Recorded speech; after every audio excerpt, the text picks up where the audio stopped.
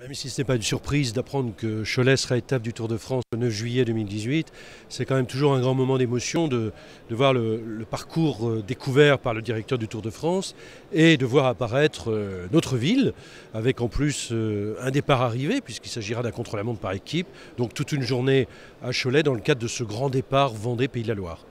Christian Prudhomme l'a rappelé, finalement, c'est pas si vieux. La dernière édition à Cholet, c'était il y a 10 ans. C'était il y a 10 ans, celle d'avant il y a 20 ans, et celle encore avant il y a 81 ans. Donc c'est bien que depuis maintenant 20 ans, pour la troisième fois, nous retrouvions le Tour de France, et on est toujours très heureux de l'accueillir de toute façon. Mais comment se fait-il que le Tour de France revienne à Cholet? Si on explique ça aux téléspectateurs, c'est une volonté de l'équipe municipale ou une volonté également de l'équipe organisatrice du Tour de France, ou un peu des deux? Complètement des deux. Complètement des deux, parce que d'abord, l'équipe du Tour de France, son directeur, savent que nous sommes candidats, je dirais, permanents, parce que Cholet aime le sport, Cholet aime le cyclisme. Cholet est une ville qui aime les courses de vélo, on l'a prouvé, je crois. On le reprouvera l'année prochaine avec le retour de la course annuelle au mois de mars. Donc nous aimons le vélo, et quand le Tour de France peut passer à Cholet, nous l'accueillons avec grande joie.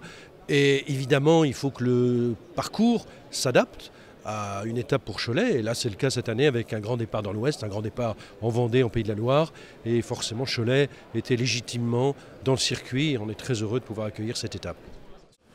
Cholet n'aura finalement patienté que 10 ans pour renouer avec le Tour. Cholet, qui fut sacrée 3 fois ville la plus sportive de France, accueillera l'exercice athlétique et esthétique du contre-la-montre par équipe, redouté par tous les coureurs.